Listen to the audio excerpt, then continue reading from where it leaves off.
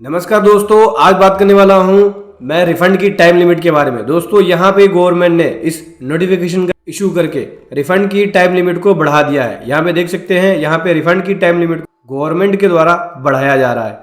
ठीक है, तो डिटेल में समझेंगे कि किस प्रकार से टाइम लिमिट को बढ़ाया जा रहा है और क्या केस होगा, कैसे इसकी कैलकुलेशन की जाएगी। क्योंकि यहाँ पे जो टाइम लिमिट की कैलकुलेशन की जा रही है उसके लिए यहाँ पे एक्सटेंशन दिया है कि कैसे आपको कैलकुलेट करना है। बहुत कुछ सीखने को मिलेगा आपको इस वीडियो के अंदर। इस नोटिफिकेशन को डिटेल में समझेंगे। उससे पहले बताना चाहूँगा, जो भी भाई बंधु मेरे चैनल पे पहली बार है, इस वीडियो को पहली बार देख रहे हैं, जिन्होंने अभी तक सब्सक्राइब नहीं किया, सब्सक्राइब कर लीजिए, साथ ही साथ बेल आइकन पे भी क्लिक कर लीजिए ताकि इस तरह का कंटेंट आपको मिलता रहे। तो दोस्तों बात करने वाला हूँ इस नोटिफिकेशन के बारे में। नोटिफिकेशन नंबर 13/2022 का, जो कि 5 जुलाई 22 को इशू किया गया है। अगर आप इस नोटिफिकेशन को डाउनलोड करना चाहते हैं तो वीडियो के डिस्क्रिप्शन में इसका लिंक मिल जाएगा।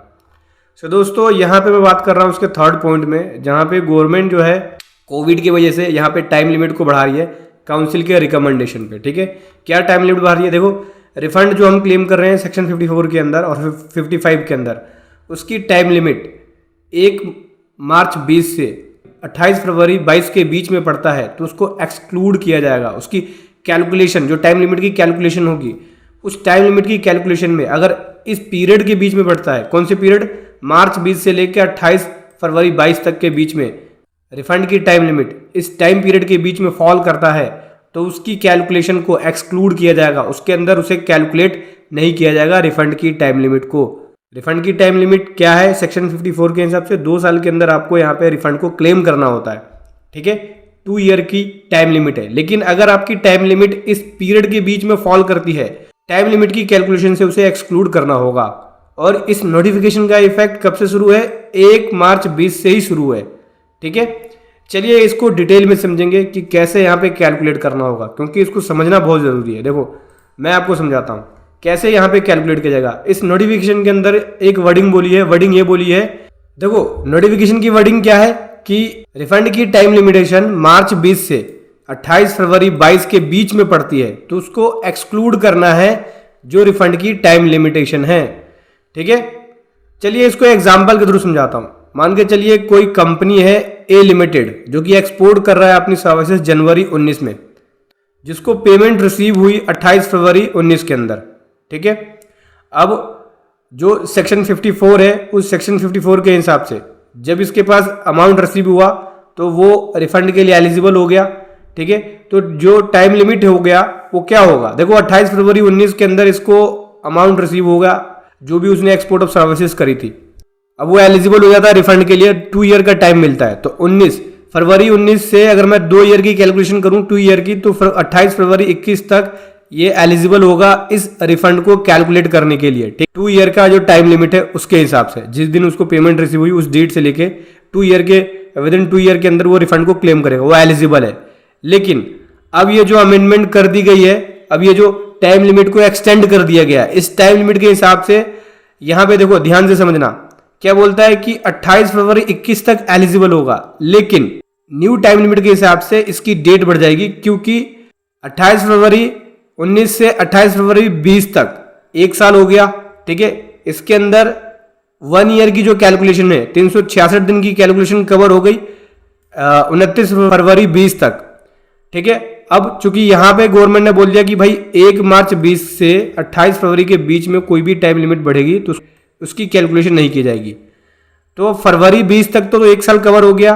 और अगर अब मैं बात करूं मार्च 20 से लेके फरवरी 22 तक, उसमें मेरा जो टाइम पीरियड पड़ रहा है तो उसको मैं काउंट करूंगा ही नहीं। लेकिन मेरा 1 साल कवर हो चुका है फरवरी 20 तक। अब रिमेनिंग 1 ईयर की जो कैलकुलेशन होगी वो काउंटेड कब से होगी?